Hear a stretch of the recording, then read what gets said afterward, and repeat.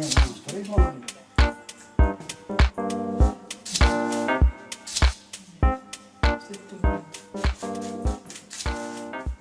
ben Mathilde de Vries en de kapsalon gaat straks hieten kapsalon Mathilde.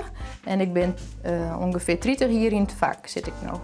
Ik ben Bertus de Vries en mijn zaak heet ik Bertus de Vries. En mijn logo, dat staat in de tuin, is Bertus de Vries de kapper. En ik zit in november, dan hoop ik 21 jaar te worden en dan zit ik zo'n 50 jaar in het vak. Ik heb wel een beetje onzin komen dat mijn heid toch wel een stapje gang. Ja. Maar hij moest eerst zelf best wel onder het idee wennen. Ik ga een dreig besluit nemen, maar mijn kapster die neemt het toe, mijn kapster, mijn dochter. En daar ben ik wel beleid mee. En is jouw dochter ook jouw kapster? Hadden we het al over haar? Die is mijn kapster, maar dat is gauw klaar bij mij, want ik ga aan boven en gatjes, zoals deze meneer. En we gaan er vanuit dat het weer dicht loopt.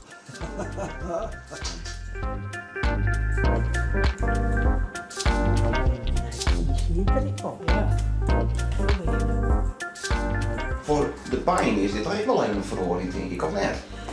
Ja, dat denk ik wel, want als ik alles nagin, dan zitten we hier in Mijnland met mijn broer. Toen die begon is, dan hebben we hier 60 jaar kapper geweest.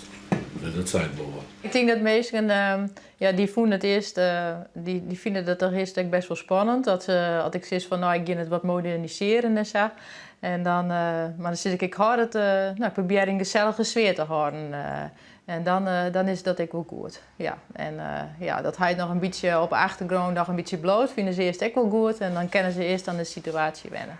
Ik vind vanzelf wel wat uit. En ik doe hier de tuinen wat. En vreeds kom ik hier van hier tot nog even te helpen. En dat lijkt het me nog wel mooi. Nou is het al bijzonder om de zaak van je huid door te nemen, maar je hebt toch ook nog een bijzondere ruil. Ja, mijn huid hier het idee, wij gaan ik van wenning ruilen. Wie wissel ik van huis, want ik ging hier weiter waaien. Ja, dat is best wel heel spannend, want dit wordt voor hem de eerste keer verhuizen. Ik wil er net meer bij waaien nou. Want zie je, wordt nou de baas. Dat ik het me wel heel mooi ta om bij de zaak te waaien. En wat ging het wel al die extra tijd trouwens? Ja, nou, ik kom een beetje in een bosrijke omgeving, dus ik pak het fietsje even en dan fiets ik eens even naar de vinger en ik maak een biertje.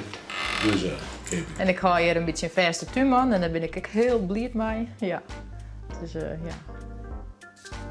komt vast wel goed.